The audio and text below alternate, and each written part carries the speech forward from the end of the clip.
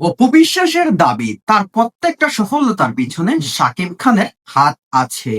আজ যদি শাকিব খান থাকতো না, তাহলে এই অপবিশ্বাস নায়িকা হতে পারতো না। এমন মন্তব্য করলেন অপবিশ্বাস।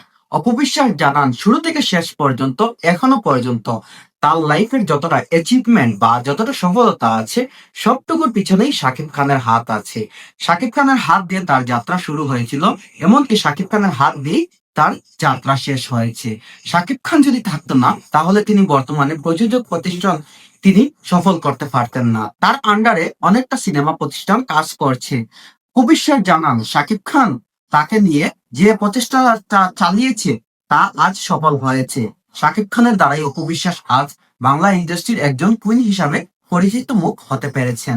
তাই তিনি শাকিব খানের প্রতি যে কৃতজ্ঞতা বা ভালোবাসা প্রকাশ করেছেন, তা রীতিমতো অবাক করার বিষয়। কারণ একজন নায়িকা হিসাবে শাকিব খান অপু বিশ্বাসকে যা দিয়েছে, তা একজন স্ত্রী হিসাবে কখনোই বুবলি তা পায়নি।